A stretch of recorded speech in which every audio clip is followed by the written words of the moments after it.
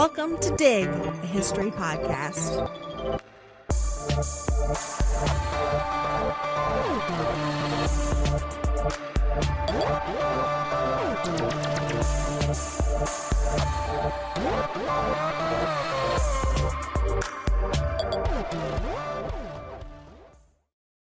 As many of you know, I love the Civil War. No, really? Yeah, it's sort of an open secret. It's been a difficult summer to be a Civil War historian, with the intense debates over the ways that we remember the war in public spaces. The meanings of Confederate statues and other memorials is suddenly being fought out on Facebook and Fox News. It's been, frankly, exhausting. So when we decided to do a series on war, I felt really torn. I wanted to talk about this thing that I love, and I feel a professional duty to do that, but I also sort of wanted to escape it. So today we're going to deal with the history behind why we have Confederate memorials and what they mean to a certain extent. But we're also going to do that by talking about something fun. I'm using fun in the Civil War historian sense. And that is guerrilla warfare, the irregular forms of war that took place largely in the western reaches of the war's borders. So, with that said, I'm Sarah Hanley Cousins. And I'm Averill Earls. Nice trying to trick me there. And I'm so-and-so. I wasn't sure who I was writing it with. You wrote my name the rest of the time. I know, but at the time, I didn't know. All right. Okay. And we are your historians for this episode of Dig.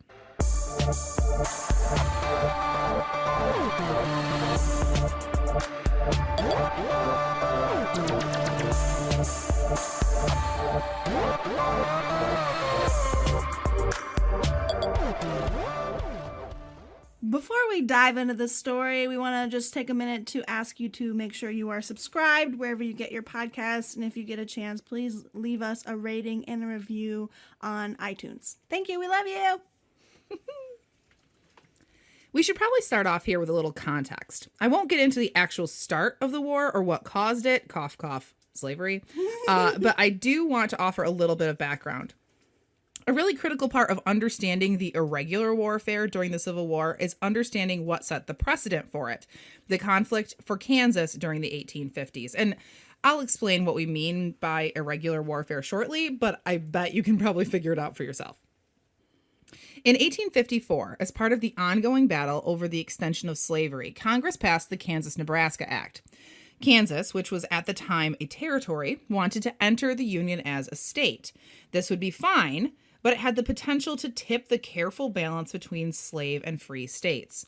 The Kansas-Nebraska Act determined that Kansans themselves could choose whether to be a slave state or a free state through a process called popular sovereignty, which is just a fancy way of saying a popular vote. Now, the problem that quickly arose was that both pro-slavery and anti-slavery people, both Northerners and Southerners, came flocking into Kansas to try to influence the vote. Most of the pro-slavery folks that came into Kansas were from neighboring Missouri, which was a slave state, albeit not one with a particularly huge population. These men became known as border ruffians, or sometimes pukes, a pejorative term for poor pro-slavery whites. The New York Tribune, The New York Tribune reported, "Imagine a fellow, tall, slim, but athletic, with yellow complexion, hairy-faced, with a dirty flannel shirt, red or blue or green, a pair of commonplace but dark-colored pants tucked into an uncertain altitude by a leather belt, in which a dirty-handled Bowie knife is stuck rather ostentatiously, an eye slightly whiskey red, and teeth the color of a walnut." Oh, gross. Such is your border ruffian of the lowest type. His body might be a compound of gutta-percha. Gutta-percha. It's a kind of sort of 19th century pre-plastic. Interesting. Yeah. Johnny cake and badly smoked bacon.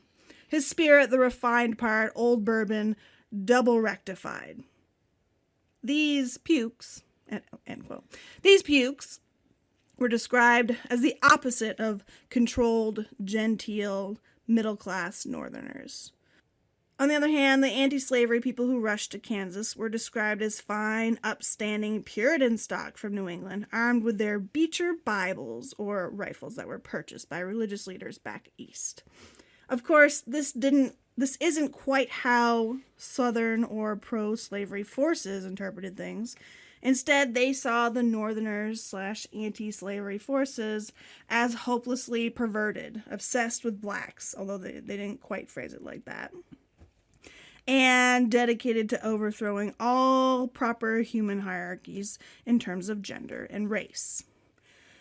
In Kansas, this ideological conflict exploded into real vigilante violence in 1855, most famously with the massacre at Potawatomi?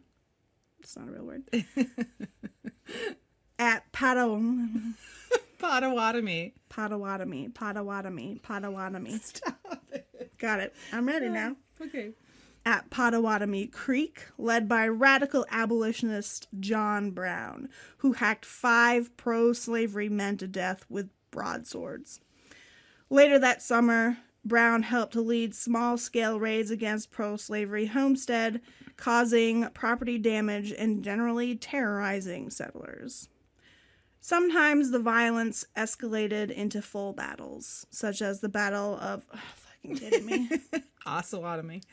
Such as the Battle of Osawatomie, where pro-slavery forces clashed with Brown's anti-slavery men, resulting in several deaths, including John Brown's own son.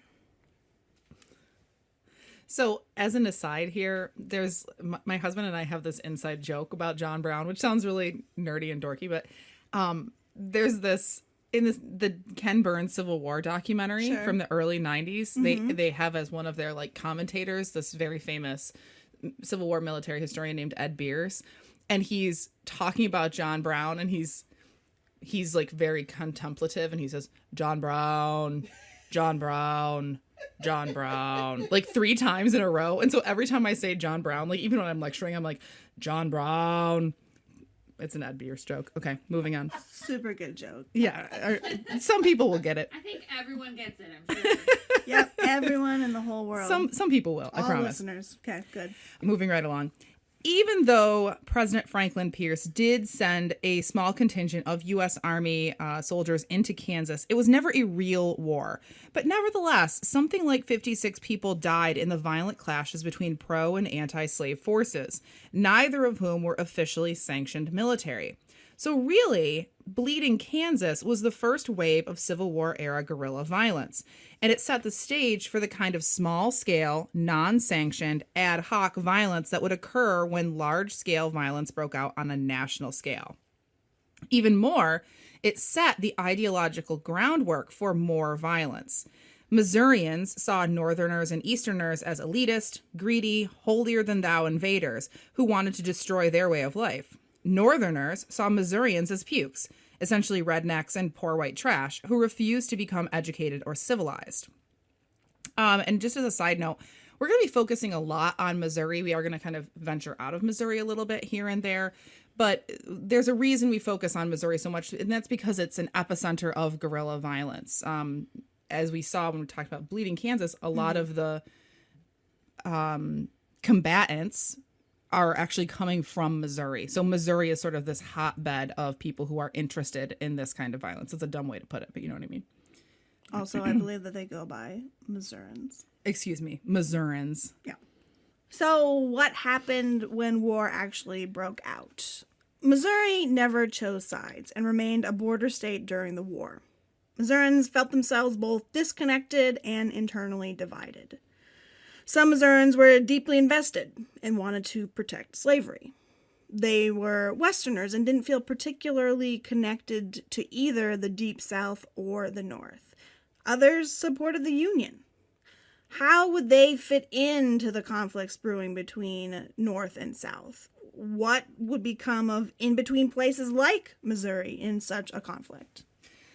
So how does Missouri end up devolving into guerrilla violence? Well, I think that we need a little bit of context about what the real military looks like. In order to understand the opposite, we have to understand what the majority was. The United States had an army, like we do now in 1861. I know, right? One that was made up of people who enlisted to serve in a professional capacity. Again, doesn't sound surprising because that's what we have today. For the most part, these men served out their careers in forts around the United States, but after the Mexican War in the 1840s, few of them saw any action, except in clashes taking place with Native Americans. There were also officers, many who attended military academies like West Point or the Citadel or VMI, the Virginia Military Institute, who had a more thorough training in leadership and tactics. But even they had fairly little military experience, except those who were old enough to have seen service in the Mexican War. The regular army, as it was then called, so are you seeing why we have regular and irregular? Mm-hmm. The regular army, as it was called, was pretty small. In April 1861, when the tensions between North and South became a shooting war at Fort Sumter, one of the first things that President Abraham Lincoln did was call for troops. This regular army was going to be suffering before they even got on the battlefield because Southern servicemen, and there were a lot of them, abandoned the army and flocked to the brand new Confederate armed services. There was zero chance that the regular army could win anything without more soldiers. Men volunteered to serve what was then referred to as the Union Army, or to the Confederate Army. They received uniforms, paychecks, rations, supplies, and training, and were held to the same standards as regular Army soldiers, except that they only signed up for short-term enlistments ranging from 30 days, 3 years, or the duration of the war. This is the army that we all learn about in elementary school or on class trips to battlefields like Gettysburg or Antietam, dressed in blue and gray uniforms, marching in straight lines, and doing their fighting in big pitched battles. Both Confederate and Union soldiers were considered the most dutiful, brave, manly, best men in the country. Of course, some of them were real jerks. Yes. But when viewed through idealized, patriotic, rose-colored glasses, they were all heroes. These armies were huge. The estimated number of men who served in the Union Army overall is something like 2.2 million. And this makes me think back to Marissa and Elizabeth's conversation about the size of armies as they moved through the military revolution, how they're growing larger and larger. Right. The Union Army was bigger than any of the armies that they mentioned. So just as a point of comparison, the estimated number of people in all American armed forces right now is 1.2 million, with a few 100,000 more in reserve units. But almost all of those people, almost all of those millions of people who were in the Union and Confederate armies served in pretty concentrated locations. The armies were largely divided between two geographic regions that we call theaters, the Eastern Theater and the Western Theater. The Eastern Theater is the one most of us are the most familiar with. The big battles like Gettysburg and Antietam, they all took place in the Eastern Theater. It was largely located in Virginia, Maryland, the Carolinas, Georgia, a teensy bit of Pennsylvania, as we know from the Battle of Gettysburg, takes place in Pennsylvania, and of course the troops that were stationed around Washington, D.C. The Western Theater was further inland in states like Georgia, Western Georgia, Alabama, Louisiana, Tennessee, Mississippi, and Kentucky. The armies spent most of their time in these theaters on campaigns or a long-term sort of plan for military action. The armies spent most of their time on campaigns, which are sort of long-term plans for military action in those areas. So what this meant was that large swaths of contested territory, like the borderlands in states that had populations of people sympathetic to the Union and those sympathetic to the Confederacy, such as Missouri and Kentucky, were often left without any real armies on the ground. There weren't troops there, or there were very few troops there. But just because they didn't always have boots on the ground did not mean that all was well in those states. In states like Kansas and Missouri, entire communities were divided. You could be a strict Unionist living next door to your neighbors who were Confederate supporters. This sort of reminds me of right after the election, where people who maybe more progressive minded people who are feeling a little battered were sort of looking around at their neighbors and trying to decide, like, okay, who are you? I remember Marissa saying this a lot, like, where are you, Trumpers? Like, show yourselves, right? Yeah. You make me see like That's what literally a quote of something that you And then said. she went on a witch hunt and persecuted all of those people Correct. she could find.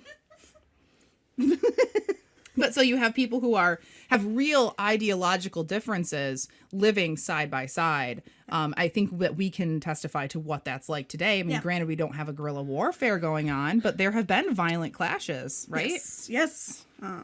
So you know how we always hear this trope of the Civil War being brother against brother. It was never more true than in border states like Missouri, Kansas, and Kentucky. Often, the tension between disagreeing neighbors broke out into small-scale violence.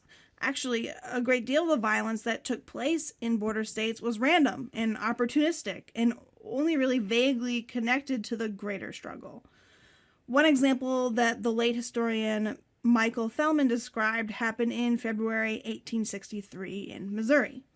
3 men broke into the home of Obadiah and Nancy Levitt, shot Obadiah in the back, and threatened Nancy. Actually, in a sort of interesting callback to our Marquis de Sade episode, they held a pistol to her head, pulled the trigger, only to have it misfire and fail to kill her. Obadiah survived the shot, and Nancy pulled him up on the bed to keep him safe, but the men wouldn't leave. She asked them why they were doing this, and they responded they, quote, had enough against him to kill him, and they knew he reported to the Federals. The men shot Obadiah again, this time through the head, stole the couple's horses intact, and took off. And that's what much of the violence looked like in western states like Kansas and Missouri. Scattershot, disorganized, random, senseless, and brutal. Guerrillas identified with both Union and Confederate causes. Not at the same time. I mean, different groups of guerrillas identified with those two causes. In broad terms, Confederate guerrillas were called bushwhackers, and Union guerrillas were called jayhawkers. They threatened and terrorized people for their political leanings, but they were also just opportunistic jerks, stealing horses, forcing farmers to hand over their stores of cash and goods, and occasionally raping women. In some cases, they were just out joyriding, literally just enjoying the thrill that came with intimidating people and cutting a dashing figure on horseback. In one case, the 4 Carty brothers terrorized their own former friends, causing confusion and quite a bit of pain. Their former friend, named Andrew Love, testified that one of the Cardys robbed him at gunpoint and stole his horse, and that later another Carty brother came to say that he would remain Love's friend and had tried to stop his brother from robbing him. Guerrilla warfare sort of muddled and strained and broke relationships and the former societal order. Guerrilla warfare also broke the laws of war.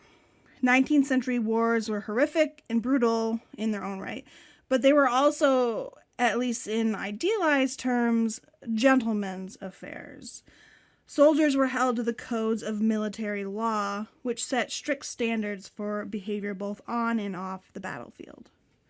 The military was held to the Articles of War, initially instituted in 1775 by the Continental Congress, then updated periodically through the Civil War era.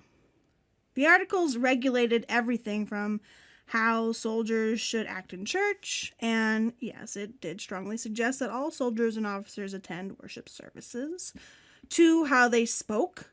No swearing. Nope, no swearing. Marissa never would have made it in the I army. wouldn't have done it. She would have been probably court-martialed and thrown in the stocks. Cashiered. To not drinking. Oh, geez, this is really just not for Marissa.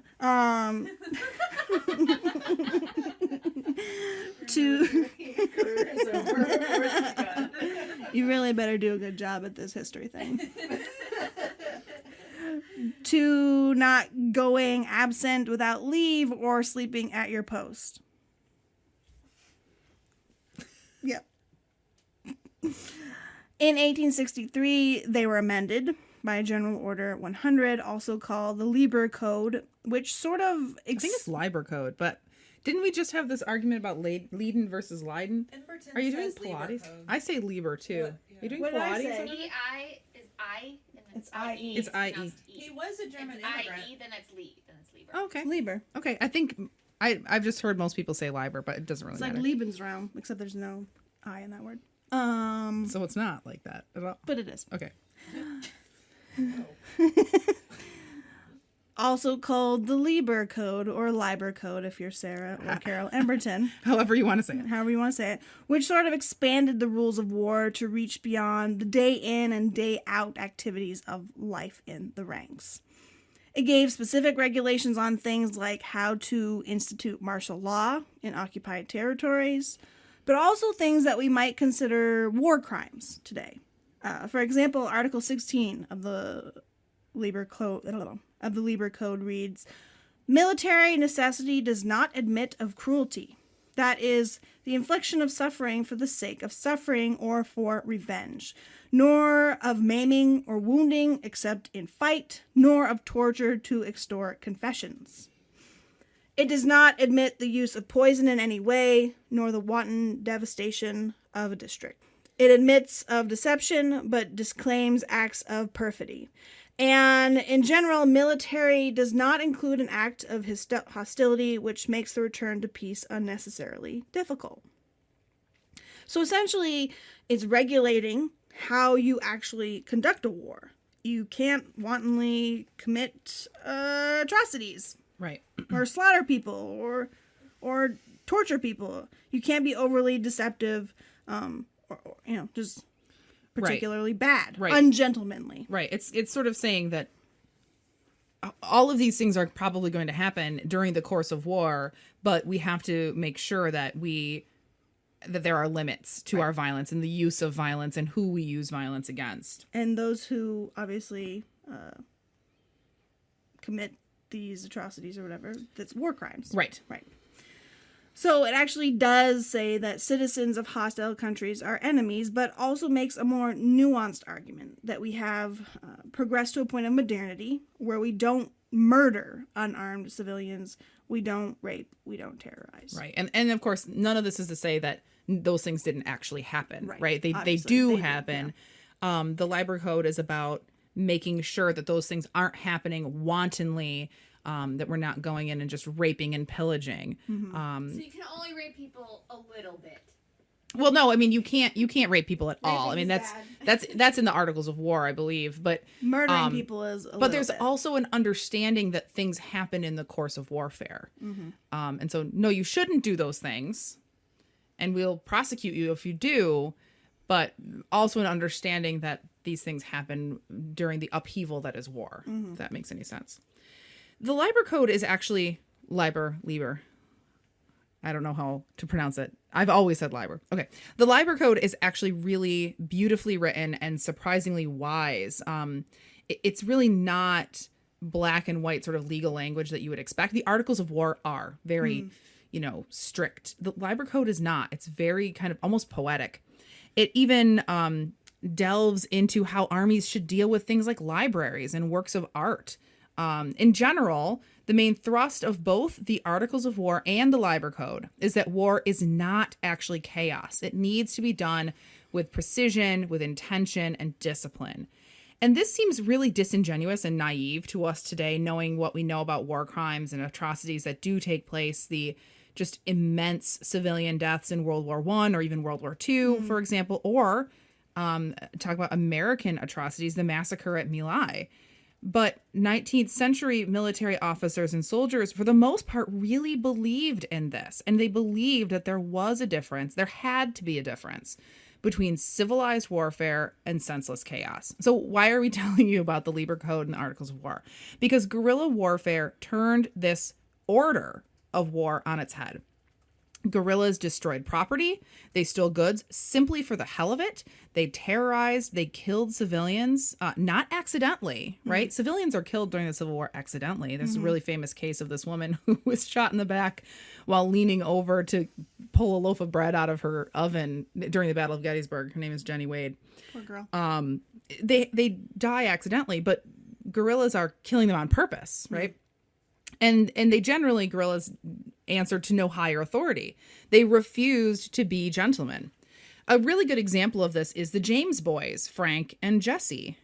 Does that ring a bell? Jesse James. Jesse James. I've never heard of Tonight Frank. I'm gonna go down in flames. Nope, you just ruined just everything. like Jesse James. Sorry, that was my Cher moment. Okay. Ruined That's it. my favorite Cher song, and like nobody knows it. What's wrong? Nothing. You're It's just just so funny. Okay. Just so precious. You're like 45 years old. I am. So basic. No, loving Cher is not basic. It's a higher. So Frank and Jesse James of Cher fame go on to be very famous, obviously, outlaws after the Civil War. At one point in 1864, they have this strategy of going into homes in Northwest Missouri dressed in Union uniforms, calling out that they were Union soldiers and asking for directions, which seems fairly harmless. When a farmer would come out of the house, they would shoot him dead. Why? Who knows? There's like no reason for it, right? They're literally just picking people off. So stories like this show us a couple of things. First, it shows us how little bushwhackers like the James boys cared for the ethics of war. Gentlemen citizen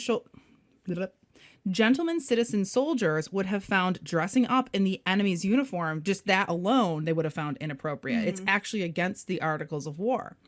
It also shows us just how random and senseless guerrilla violence could be.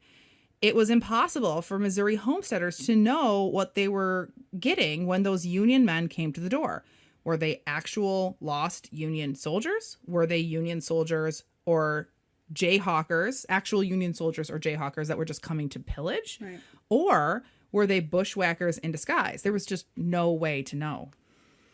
Another big difference between regular and irregular war had to do with the role of women. In regular warfare, women were often not present, or present only on the margins. Camp followers like laundresses and prostitutes, women in neighboring towns and villages, and nurses. They weren't typically at the center of violence. In the chaotic, irregular warfare that takes place in Missouri, however, women were both combatants and victims. Women cared for guerrilla bands by cooking for them and doing their laundry. In some cases, this was because they were deeply invested in the fighters. They were lovers or kin, for example, or they felt strongly about the cause. In many more cases, it was simply survival tactics. Women tried to appease both sides by feeding those who came to their door and telling them what they wanted to hear in order to make it to the next day. There was real tension between women and soldiers. Sometimes Confederate-leaning Missouri women would give Union soldiers a hard time, and they would be protected by most, not all, soldiers' adherence to military codes of conduct. Right. Women were also used by guerrillas specifically for this reason. Because most Union soldiers were reluctant to hurt or abuse women, guerrillas used women to provide them food and shelter, knowing that they wouldn't be hurt if they were being sheltered in the home of a woman. Right. They'd be reluctant to kind of like storm into a house of a known widow or something to get soldiers out of it, knowing that they would be potentially hurting a woman in the process. Union soldiers did not necessarily treat Southern sympathizing women like ladies either. They felt real contempt for these women. Union soldiers burned down barns, stole livestock, and trashed homes. Sometimes they took some fancy ideological footwork to accomplish their misdeeds. Right. Guerrillas might terrorize a woman, entering her home, searching it, brandishing weapons. Here's my women that I have. Brandishing weapons, Yes. threatening to kill her kin, but all the while believing themselves to still be good men because they didn't specifically threaten her. Right. Hey, we're going to pause here for just a second for a word from one of our sponsors.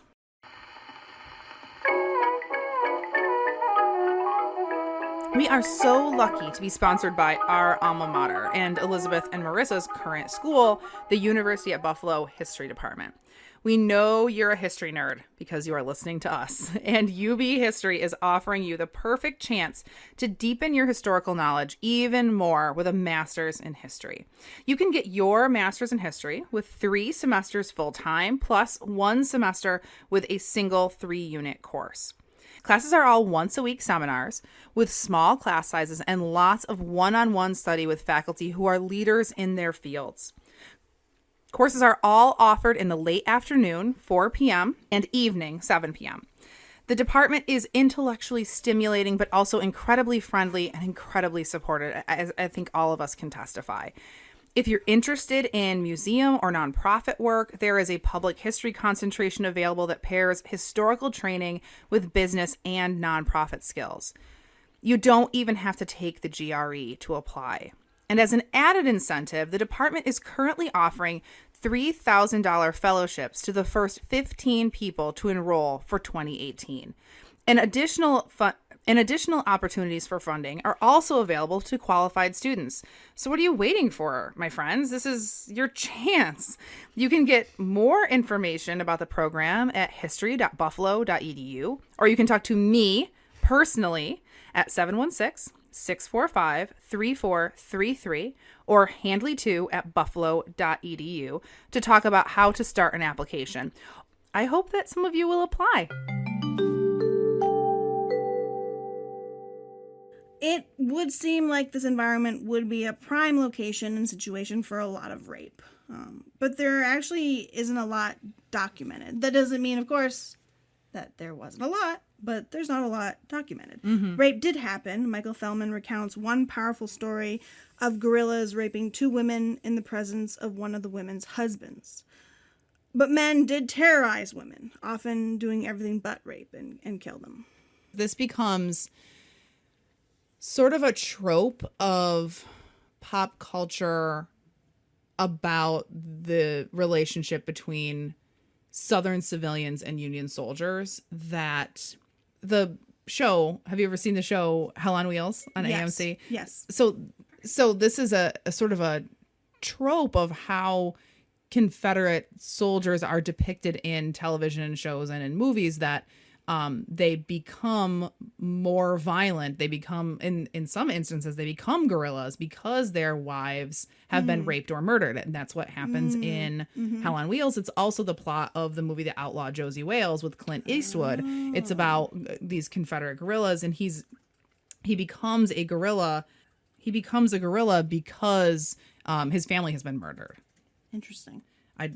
This just closed and I have to find my spot again. In Hell on Wheels, though, he just goes west. He's gonna find the Union soldiers to kill him. Right, but it's like it's a trope of Yeah. It's not just these two. I can't think of another example, but this happens in a lot of Western movies, that either it drives the Confederate soldier to become a guerrilla or to go out west and embrace violence in other ways, in Indian wars or whatever. Yeah. It's become sort of a thing. Okay, so coming back to our story here. Women were not simply victims, though. Women, as Avril mentioned, played a critical role in supplying guerrillas. They also played a role in keeping them going ideologically and spiritually. My favorite example of this comes from the work of a historian named Joseph Bylan. And bear with me while I fangirl here a little bit about this article that Joseph Bylan wrote about what he calls the guerrilla shirt. So Bylan is describing the clothing that Confederate guerrillas wore. They did not wear Confederate uniforms. They wore their hair long and loose. They wore rings and kind of rakish hats. Not necessarily things that were stylish at the time, but things that they had made their own, if that makes sense. Things that were kind of out of fashion, or, would get kind of like a weird sideways glance from other people, but they made them, they created put their own meaning into this clothing. Okay. I'm trying to think of an example of this now. Never mind. Of it now? Of how like people wear things that you'd be like, Like how mom jeans have come back, or like high-waisted jeans have come back. Excuse me, they have? Yeah. Yeah. No, but I would think it'd be even something more in your face. More like being a punk. Right. Okay. It's a clothing that has its own culture. Right. Or like, a culture that has its own clothing. Yeah. It would be designed to be in your face. It would be against fashion. Right. Thank you. You're better at this than I am. punk. In photographs, they project a sort of half dandy, half pirate kind of image. They also wore these totally crazy, flashy shirts that were handmade by their lovers. They were covered in decorations like ruffles and beads and rosettes, and covered with just all kinds of designs. And they were designed to be useful. They had, for instance, large breast pockets to hold ammunition and gunpowder, but they were also designed to be individualized and to represent the relationship between the shirt's female creator and the fighter. The example that Byland gives is a photograph taken of the pro-Confederate guerrilla known as Bloody Bill Anderson. And I will make sure that it's in our show notes so that you can get an idea of what we're talking about. So before we go too far down this wacky shirt trail, we should give a little bit of background about who Anderson was. Bloody Bill Anderson was born in Kentucky, raised in Missouri, and then lived in Kansas as a child during the Bleeding Canvas conflict. His family was very pro-slavery, even though they themselves were too poor to be slave owners. So he was very steeped in that culture of vigilante justice and violence that permeated Kansas in the 1850s. Anderson became a guerrilla when his father was killed by a friend of the family. Anderson murdered his father's killer and burned down the man's home, and then ran off to join forces with other pro-Confederate guerrillas. Anderson joined a band of guerrillas under the leadership of William Quantrill, who remains one of the most famous participants in the war. Yeah, he's famous just in general, not even because he's not just a famous guerrilla, he's just a famous kind of Confederate at this point. Together, they participated in the raid on Lawrence, Kansas, which had been an anti-slavery Unionist stronghold since the days of Bleeding Kansas. Lawrence was known for being sort of a home base for Unionist Jayhawkers.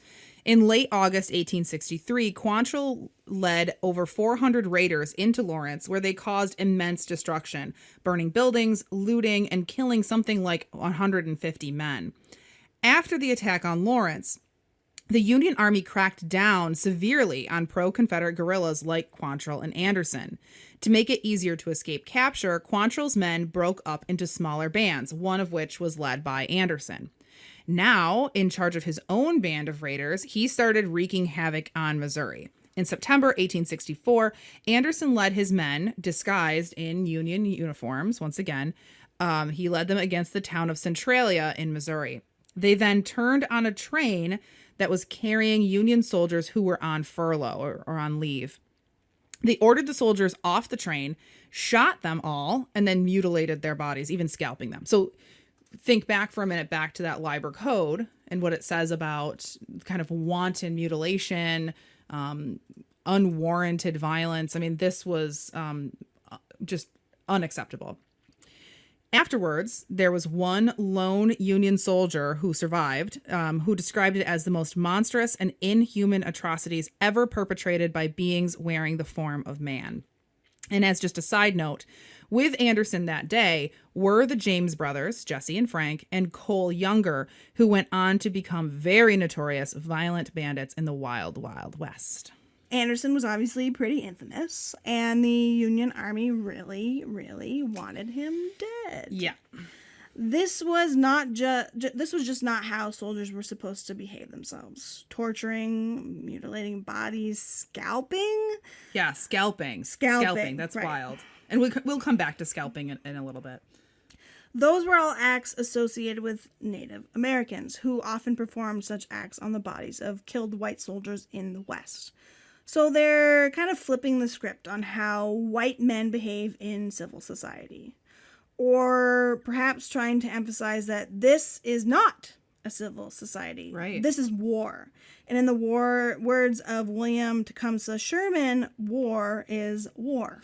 Right. I mean, I think that there's something interesting here about, in a way, the guerrillas are actually sort of more honest about war, about what war is, right? Like, this is what war is violence and destruction and an upending of the rules of society. And you can't control it. You can't put it into some sort of pretty box with laws and with rules. Anyway, about a month after Centralia, Anderson was pinned down by Union forces and shot in the head and killed. Killing Anderson was a major coup? Yes. Okay. Was a major coup for the Union Army, and they really wanted to drive home that they had defeated this man who, for many, was a popular hero and legend. So they propped him up and had his photograph taken in his guerrilla shirt. And this, in a way, fit into a sort of culture of gender and death that rose up in guerrilla bands. It was dangerous, risky work. That's sort of what made it fun. And men wanted to know that if that happened, their shirt would help to cement their legacy. As Bylan says, they might harbor fantasies about that their lovers would someday be holding a photograph of their body, dressed in the guerrilla shirt, and wielding weapons used protecting her from attackers. In Anderson's case, this was literally true. The photograph we have of him in his guerrilla shirt is of his dead body. Yeah, and he's sort of propped in a way where he's kind of like, it's like slumped back, but his body still looks sort of like ready for motion, and he's got his gun, his pistol in his hand, like he's ready to go, but he's dead. It's a really powerful photograph. We know the emotional connections between men and women were really important during the Civil War. Lots of historians, including Stephen Barry, have also pointed out how critical love, romance, and girlfriends essentially were to Civil War soldiers as positive motivation, right? Like, got to get home and bone my wife, or got to protect my lover. But also as negative motivation, right? If I don't fight, if I don't enlist, my girlfriend's going to break up with me because I'm a chicken. So that apparently also held true for guerrillas. Protecting women was a really powerful motivating factor for many Confederate soldiers. But in guerrilla-dominated Missouri, that protection was really immediate. Women were not necessarily safe from terror and violence. This was true for Bloody Bill Anderson as well. Part of the motivation for the attack on Lawrence, at least for Anderson, was to avenge the death and serious injury of his two sisters. His sisters, Mary Ellen and Josephine, along with a couple of other girls that were sort of friends of the family, were being held in a women's prison, arrested as part of an attempt to get guerrillas to surrender. The prison collapsed. Josephine was killed, and Mary Ellen was injured in such a way that left her permanently disabled. They were only teenagers, quite young. I think they were 13 and 15. This attack on women, even though it was actually just really a tragic coincidence, affirmed everything that pro-Confederate guerrillas wanted to believe about ruthless, depraved Yankee invaders. And I just want to meditate for a minute on this sort of conflagration of gender and violence that existed in guerrilla warfare. And again, I'm really here just fangirling over this great article by Joseph Bylan. We mentioned, Averill mentioned that Anderson and his men scalped men when they attacked Centralia. When Anderson was killed, he was found not only with scalps hanging from the bridle of his horse, but with locks of his wife and sister's hair in his pockets tied up in ribbons. And Bylan weaves this incredible metaphor of feminine ribbons juxtaposed with the bloody flesh of murdered soldiers. Guerrillas were these hyper-masculine men who were lovers, actors, protectors, and murderers. They were vulnerable, but they were violent. By wearing their guerrilla shirts, they wore their hearts on their sleeve, in this great way of explaining this that Bylan has. I just think that this adds such an incredible and fascinating new layer to what we think about manhood and Civil War soldiers, and it blows my mind and gives me, as they say, a Civil War-gasm. I don't think anyone's ever said that. We do. Okay. Oh, okay. But even though we focus mostly on Missouri, where guerrilla warfare was certainly at a fever pitch. Right, yeah. There were guerrillas in other parts of the Civil War west. In fact, we usually don't even think about the Southwest, like Texas, Arizona, New Mexico, when we think about the Civil War. But the far west, while maybe not the central concern at all points during the war, was an object of desire for both the Confederate and Union governments. After all, both regions were at work on imperialist projects as they expanded westward before the war, whether to grow the slaveocracy or to spread the opportunity for white men through homesteading and business opportunities. The Southwest was also littered with federal forts and arsenals, populated with not a heck of a lot of men. Right, so they're vulnerable. So when the war began, the Confederate officer named Henry Sibley hatched a plan called the Sibley Campaign, or the New Mexico Campaign, to seize the Southwest from the Federals by convincing Texans to enlist, and then work their way across the Southwest to California, where they could use Californian ports to get around the tight blockade the Union forces kept on the South. So even though we think of the Southwest as, at best, marginal to the conflict, Right. it was actually sort of central to their hopes for the future. Mm-hmm. In between Richmond and California, however, were a whole lot of Indians of different tribes. Right. This wasn't going to be a simple, straightforward kind of march to California, right? There were people in the middle who had a stake in all of this. People. So even though the federal government had troops in the Southwest at forts and arsenals for decades, they hadn't established particularly good relationships with Native people. They never thought that they would really be that important. Typical, right? Suddenly, it was very important. Each side of the divide, both North and South, tried to get Natives to work with them rather than the other. Ultimately, the Confederacy was actually more successful at this. Natives proved to be ideal guerrillas. After all, so many of the guerrilla tactics, as we just saw, were stolen from native styles of warfare. What Americans perceived as irregular warfare was just a natural part of native culture. Raiding, striking quickly, stealing supplies and livestock, trying to undermine your enemies by stealing their horses and things like that, and surprise attacks.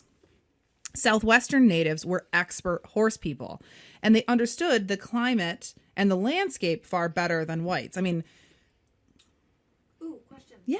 How were Southwestern natives such great horsemen if horses were introduced to America from Europe? The Spanish brought horses with them during their conquests, and the Indians took them and incorporated them into their culture. Okay. Thanks, I past just remember thinking Marissa. that was super interesting when I found out that horses weren't native to the Right. the U.S. And they incorporated them very quickly and very thoroughly, so that for Plains Indians and for some Southwestern tribes, they couldn't exist. I mean, think about the Lakota and the buffalo hunts. They couldn't exist without horses, right? But that's another reminder of the fact that Indians have history too, right? That we think of them as like native, have been unchanged across time. Yes. They had such an ancient lifestyle, and their cultures changed just as anyone else's cultures changed. Thank you for that interesting aside, Marissa, that I had an actual answer for. I just made you look very smart. Yes. Natives also knew that this conflict could be of use to them. They could use it to demonstrate their superior fighting skills, protect their lands, and perhaps, if they chose correctly, in the end, perhaps they could win some leverage. Megan Kate Nelson, who writes about this really beautifully and is kind of doing some path-breaking work on this, makes this argument that this wasn't whites incorporating natives into their civil war as much as it was natives incorporating whites into their culture of what we would understand as guerrilla warfare. Does that make sense? They already had a culture of war, and whites were just a new combatant in it. And eventually, the raids from native guerrillas on both the Confederate and Union campaigns into the Southwest ended the Sibley campaign and ended any Southern hopes for a Confederate empire in the desert Southwest. Even though this demonstrated that natives were dangerous opponents. It also meant that without the Confederate threat to the Southwest, the Union Army had now extra men and resources that they could devote specifically to their imperialist project of the West. So even though it shows us how powerful natives could be as opponents, it also ends up giving more strength to the campaign that eventually ends native military force. Okay, something we've been dealing with this summer and in fall is the memory, or the ways that we remember the Civil War. Suddenly, the ways that the Civil War was framed and portrayed in monuments to Confederate leaders is under really close scrutiny. The post-Civil War project to reframe the Southern War cause emphasized the glory of battle and the tragic genius of Confederate leaders like Robert E. Lee and Stonewall Jackson, and absolved these heroes of any guilt or error that led to defeat. That was the Yankees' fault, and it was unavoidable because of the North's overwhelming wealth and resources. These men were good, genteel Southern gentlemen. They were Christians, but they were also swift and decisive leaders on the battlefield. So how did Southerners try to incorporate and understand men like Quantrill and Bloody Bill Anderson, who upended everything Southerners believed about the gloried leaders of the lost cause? Guerrilla memory was shaped in a number of ways that sometimes fit and at other times set apart from the larger lost cause mythology. Matt Halbert, who's a historian of Civil War guerrillas, is sort of the king of this. It's his new book is called The Ghosts of Guerrilla Memory, deals with the ways that people tried to shift and shape the guerrilla experience into this post-war myth-making. And in some ways, it was similar to the shaping of the lost cause figures like Lee, who was turned into literally something of a demigod in Southern literature. This kind of apotheosis, right? Halbert tells the story of John Newman Edwards, who was a journalist, who tries to do the same sort of thing with William Quantrill. He turns Quantrill and his men into dark knights, sort of a Batman-esque way. But not like George Clooney Batman, but no nibble. But Christian Christian Bale. Bale Batman, right? Like he's still endeavoring to do an honorable thing, but in a phrase that I just stole from Elizabeth, in a sort of extra legal way, right? He's breaking the rules, but he's doing it for the right reasons. Yes. That's what I was trying to say. Because he can't really turn him into a saint like Lee, right? But he can invest him with superhero-like powers and this hyper-masculine persona. For instance, Edwards describes Quantrill like this: a living, breathing, aggressive, all-powerful reality, riding through the midnight, laying ambuscades by lonesome roadsides, catching marching columns by the throat, breaking in upon the flanks, and tearing a suddenly surprised rear to pieces. Vigilant, merciless, a terror by day, and a superhuman, if not supernatural thing, when there was upon the earth blackness and darkness. Right? I mean, that's like sort of like comic book sounding stuff, right? Yeah. So, yeesh. He's the Dark Knight. It also has this intense fetishization of weapons. Edwards describes guerrillas caressing their pistols as they clean them lovingly, right? Quite an image. Guerrillas, Edwards tries to explain, were protecting their kin, which they sort of expanded out to include the entire Southern cause. It was just sort of an extension of protecting your own people. Murder was justified when a dangerous, evil, grasping Yankee force was invading their home. Again, reshaping the home as the whole South. region. But the project had a bigger purpose than just deifying guerrillas like Quantrill. Edwards hoped that reshaping the guerrilla conflict in this way would get Missourians, thank you, to reject Republican politics in the same way that guerrillas rejected evil Yankee invaders. And of course, this is just one slice of this book that I'm sort of referencing here. which goes on to talk about all the many ways that the memory of Civil War guerrillas was created and debated.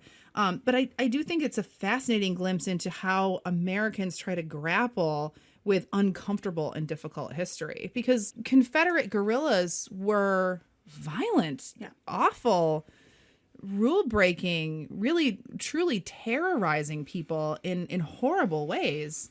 And when you hold that up to the story of the Confederacy that the Lost Cause gives us, I mean, you're talking about two completely different things, right? You can't have the white knights of Lee and Stonewall Jackson, who are revered for their Christianity and their goodness, and how they kind of hate war while being practitioners of war. They hate that they have to do it, right? Guerrillas are not acting Christian. They're not white knights. They're these dark knights, right? Yeah. And they love the war. And they love the war. They love the violence. Of Yeah, it. they embrace it. They didn't enlist. They're just doing it because they want to, you know? There's this other thing that Matt Halbert talks about in his book, which is how Confederate guerrillas committed these really atrocities, right? In places like Missouri. But then they go on after the war. A lot of them, the James brothers, Frank and Jesse James, and Cole Younger, go on to become gunslingers in the West. And they are super violent, obviously, right? But they become beloved parts of American culture. That's romanticized too. Exactly, right. And so we love this stuff, right? But we also have to grapple with the fact that, you know, Jesse James committed these atrocities during the war. He's in order to maintain the glory and the sentimentalism that is the Lost Cause, you have to take Jesse James out of the Civil War and put him in the West where violence was acceptable. Does that make sense? It does. And that's sort of the process that Matt talks about, is how Civil War guerrillas stop actually having something to do with the Civil War, and they become Western gunslingers and outlaws. Okay. And the same way, right? We conveniently forget the flaws of the heroes who are the Confederate monuments. Right? Right. Yeah. People love the Civil War. They are extremely emotionally invested in it. Yes. In order to keep loving it, we have to divorce the white supremacy from it. And we have to divorce these horrific acts of violence that don't fit into our box of what Civil War violence was. Yes. Right. We have to remove those things and turn them into something else. And that's the process of memory. Yeah. Yeah, I think that this is all really fascinating, and I'm excited to be having this. And I hope that these conversations are helpful to folks out there who are grappling with how to have these conversations, or even just grappling with how to understand what this debate is about. Right. And this will be continued in the next episode that you do with Elizabeth. Yes. On Texas. This whole conflagration. Yeah. So, on behalf of all the women historians here at DIG, I'm Avril. And I'm Sarah. And we thank you for listening. If you get a chance, as I asked at the beginning of the episode, we would really appreciate it if you leave us a rating and a review on iTunes. And always make sure you are subscribed so you're getting the newest and freshest episodes out of our feed every week. Fresh.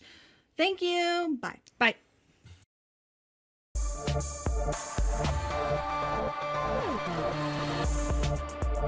This podcast was produced by the historians of DIG, Elizabeth Garner Mazurek, Sarah Hanley Cousins, Marissa Rhodes, and me, Avril Earls. You can find show notes and further reading, as well as the archive for the History Buffs podcast at digpodcast.org. Thanks for listening. In 1854, as part of the ongoing battle over the extension of slavery, Congress passed the Kansas-Nebraska Act. Kansas, which at the time... I'm sorry. We both held it together pretty well for a second. Wow, missed. Will Smith now. Cher. Will Smith. I don't remember the... What is it? Bow wow wow, yippee yo, yippee. No. Oh my. Yeah. Is that song, or is that Yes. Snoop Dogg? No, that's. I am right. You are wrong. I'm going to look it up later. I am sweating my sack It's off. really hot. Go on my bedroom. It's much cooler in there. No one can take pictures of me. Yeah. I'm pretty sure my mom called me a little puke many times. Yes. You were a little border ruffian. I didn't know, but I wonder if she knew. No, she didn't, because she also used to say things like, go wash your putty whackers. Which meant your hands, Oh, funny. I guess. Not realizing what a pud might be. Mom, good job. Do you know what my mom used to say? What? Go wash your twat. I know, and when I found that out later, Did she literally just mean your vagina? yes. I don't know if she knew how, utterly, Like she thought it was like saying cooch. But But still, Mom, don't say cooch to me either. I know. No, my mom calls it a twat also. Yeah, Oh my okay. God. My mom doesn't call it anything. She'd be No. mortified. She would die before she would mention its existence. Really? Yeah. Oh my God. Or Yep. you know what? Did she say or you know what? No, she didn't She say didn't even say anything. that. Just refer to the reproductive parts of the body. You just never washed your twat then. Correct. I didn't need But to. no, didn't- I no. specifically remember her calling me a twat too. Oh my Like, god. as a young kid. Oh my God. And she's pretty prim and proper too. So I don't know where she Oh is. no, my That's mom so calls funny. it more often a snatch. Oh, Go wash your snatch, she'll say. oh wow. Oh my Our God. mothers are mortified right now. Oh my God. Listening to this. Oh, wow. Learn something new every day. So anyway, about the pukes. Sorry. The pukes. I don't know. We gotta get it together here.